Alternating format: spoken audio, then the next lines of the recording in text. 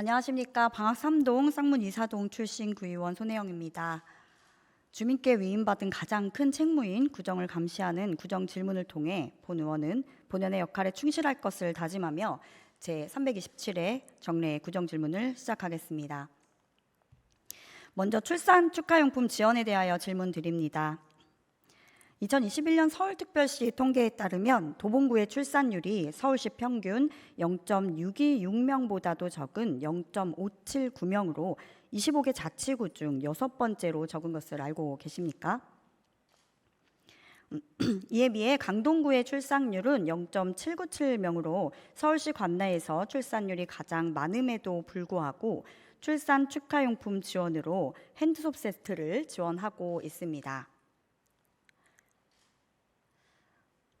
다음은 은평구에서는 관내 주민 중 출산 후 6개월 이내 산모에게 유축기를 1개월간 대여해주는 것과 함께 15만 원 상당의 다자녀 출산용품 교환권 지원과 2개월간 48만 원 상당의 친환경 농산물 꾸러미를 지원해주고 있습니다.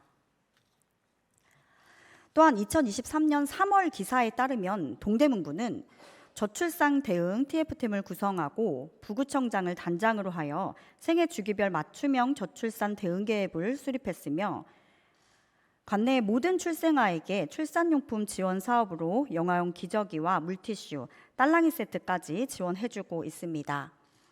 이에 비해 우리 도봉구에서는 출산 축하용품 지원으로 어떤 지원을 해주고 있는지 혹시 알고 계신가요? 손세정제뿐입니다. 이에 본 의원이 2022년 행정사무감사 요구사항으로 출산 축하용품 지원과 관련하여 손세정제뿐만 아니라 관내 기업들과 연계하여 아기 양말 지원 등 도봉구만의 특색을 살린 물품 지원에 대해 고민하기 바람이라고 요구한 바 있습니다. 이에 대해 해당 과의 처리 결과 어떻게 작성, 답변을 했는지 구청장님 혹시 알고 계신가요? 출산 축하용품 지원 예산 없음. 행정감사 요구사항인 출산 축하용품 지원에 대한 계획, 설명은 없었습니다. 아래 저출생 홍보용품은 편성된 예산대로 원래 해야 하는 별개의 사업인 것이고 출산 축하용품의 지원에 대한 그 어떠한 고민의 흔적도 느껴지지 않습니다. 예산이 없으면 추경에 대한 계획이나 조례를 제정하거나 또는 개정을 해서 내년 본 예산에 계획하겠다 등의 구체적인 답변이 있어야 하는데 해당 과의 개선 의지가 없는 것으로 본 의원은 비춰집니다. 오원수 구청장님, 출산 축하용품 지원 사업에 대해 구체적으로 어떤 대응 방안을 갖고 계신지 정확하게 답변 부탁드립니다. 다음은 쌍문동에 위치한 에베네셀 신원 1차 주상복합 아파트 관련 사항입니다. 이 에베네셀 주상복합 아파트는 지하층은 주차장, 지상 1층부터 지상 3층까지는 근린생활시설, 생활편익시설, 의료시설, 주민운동시설 등이 들어가 있고 지상 4층부터 9층까지는 주거용 아파트로 이루어진 건물입니다. 본 의원의 지역구인 이 에베네셀의 1층부터 3층까지 상가의 관리에 대한 민원을 재차 듣게 되어 질문을 드리고자 합니다. 해당 건물의 아파트 거주자들은 별다른 문제가 없습니다만 1에서 3층 상가에서 영업을 하시는 일부 임대인들은 상가 관리단과의 마찰에 대해 객관적인 중재를 요청하고 있습니다. 이해관계에 따라 입장이 다른 만큼 제3자의 중재가 필요하다는 요구입니다. 이에 본 의원이 이 문제와 관련해서 우리 도봉구청에서도 도울 수 있는 부분이 있는지 확인을 해보았습니다. 현재 주택과에서는 공동주택관리법, 건축가에서는 집합건물의 소유 및 관리에 관한 법률을 들어가면서 각각 해당 부서의 소관이 아니라는 입장을 보이고 있습니다. 그런데 파악한 바로는 이미 우리 도봉구청에서는 굉장히 좋은 제도를 시행하고 있습니다. 먼저 주택가에서는 공동주택의 분쟁 예방 및 조정을 위한 갈등 조정 코디네이터라는 사업을 운영하고 있습니다.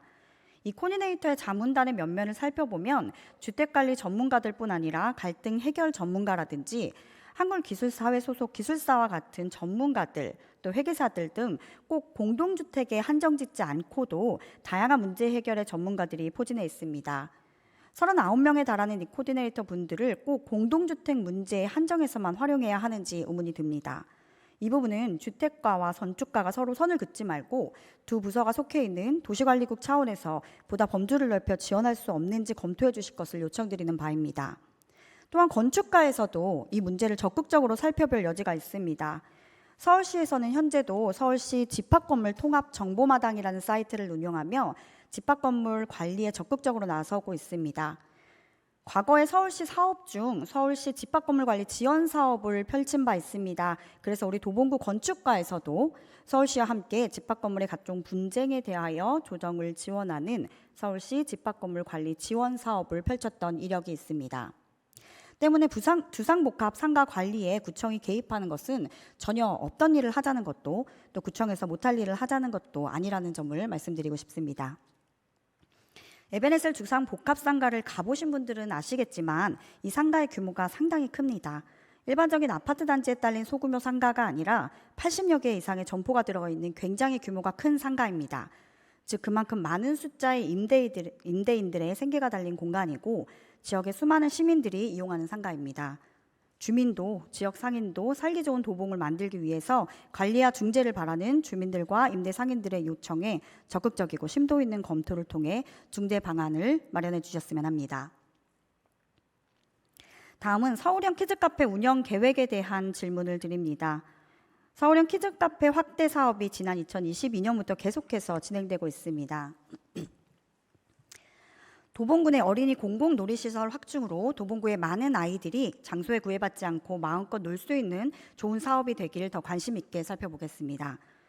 본 의원이 사업 진행 계획을 살펴보며 몇 가지 궁금한 사항이 있어 질문 드리겠습니다. 먼저 도봉구 관내에 설치가 계획 중인 서울형 키즈카페는 총 4개소로 확인됩니다. 이 중 먼저 도봉권역의 설치 계획안을 보면 이용 대상이 유아 만 3세부터 만 9세로 설정되어 있습니다. 만 9세면 초등학교 4학년의 나이인데 왜 초등 저학년에 포함되어 있는지 먼저 의문이 듭니다. 또 가장 어린 연령이 만 3세, 가장 높은 연령이 만 9세로 다소 편차가 큰 연령을 대상으로 하고 있는데 만 3세와 만 9세의 발달 수준과 놀이 형태를 고려한다면 어떻게 같은 공간 안에서 놀이가 가능할지 궁금합니다. 인테리어 비용 외에 놀이공간 제작 및 설치에만 약 4억이라는 큰 예산이 투여되었습니다. 이렇게 큰 예산을 들여 제작, 설치한 놀이공간이 과연 만 3세부터 만 9세라는 큰 차이의 연령대가 공통으로 즐길 수 있는 놀이공간일지 우려스럽습니다.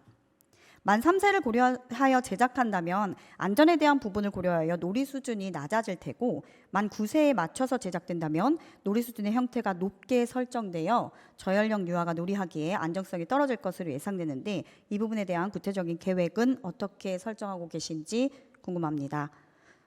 두 번째는 도봉구청 내에 설치하는 방학권형 서울형 키즈카페 사업 계획서를 보면 이용 대상은 만 3세에서 만 5세 유아입니다.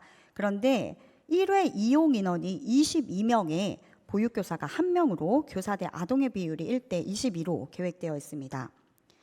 서울특별시 서울형 보육사업의 경우 교사 대 아동 비율이 현행 만 3세 기준 1대 15이고 개선 목표는 1대 10을 목표로 하고 있습니다. 물론 서울형 키즈카페가 보육시설은 아니지만 보육교사 1명당 22명의 아이들은 안정상의 문제뿐 아니라 여러 가지로 어려운 부분이 있지 않을까 우려됩니다. 보육교사를 1명 추가 채용하여 교사 대 아동의 비율을 2대 22, 즉 1대 11로 하는 것은 어떨지 질문 드립니다. 마지막으로 장애인 이동권 최우선 고려를 위한 청사 주정창 공간 관리 운영 방안에 대해 질문 드립니다. 지금 보시는 사진은 우리 구 청사 지상 주차장의 평일 모습입니다. 평일 낮 시간에도 이처럼 많은 차량들이 주차구역 이외의 곳에 주정차하는 모습을 쉽게 볼 수 있습니다. 특히 북문의 경우 휠체어를 이용하는 장애인들이 경사로를 이용 시 앞쪽 공간이 확보되어 있지 않으면 청사 내부 진입이 쉽지 않습니다. 하지만 보시는 바와 같이 북문 앞 주정차된 차량들 때문에 진입의 어려움은 물론이고 전동 휠체어와 차량들의 사고 위험까지 발생하고 있어 민원이 종종 제기되고 있습니다. 서울특별시 도봉구 보행권 확보 및 보행환경 개선에 관한 조례 제7조 보행약자를 위한 보행여건 개선을 살펴보면 구청장은 보행약자들의 통행과 활동에 지장이 없도록 보행환경을 개선해야 한다고 명시되어 있습니다. 지난 제325회 임시회에 본 의원 5분 발언에서도 장애인의 이동권과 관련된 사항을 강조한 바 있습니다. 보행약자의 이동권이 최우선으로 고려되어야 하는 공공기관에서 이에 따른 고민이 있는지 살펴볼 필요가 있는 대목입니다. 특히 지난달 구청에서 진행된 회의에 참석하기 위해 장애인 콜택시를 불러 이곳 북문경사로 근처에서 하차를 하려던 장애인이 주차 관리를 하던 청원경찰에 의해 하차를 거부하는 일이 있었습니다. 보시는 바와 같이 구청장님의 차 앞쪽에 장애인 콜택시를 정차시키면 안 된다는 이유였습니다. 주차장 특성상 일방통행으로 이어져 있는 곳이라 잠시 하차만 하고 가겠다고 이야기했지만 다시 돌아나가 구청장님 차 뒤쪽에 하차하라는 답변만 되돌아왔습니다. 구청장 차량이면 앞쪽에 장애인 차량 정차하면 안 되는 겁니까? 국민의 안전과 보행약자의 통행을 최우선으로 고려했다면 이런 일이 과연 발생했을까요? 어떤 무소불위의 권력도 약자 앞에서 무력해져야 하는 것 아닙니까? 주민을 대표하는 한 사람으로서 묻지 않을 수 없습니다.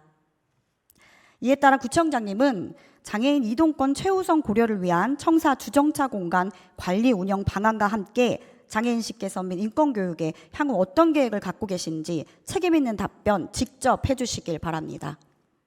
경청해 주셔서 감사합니다.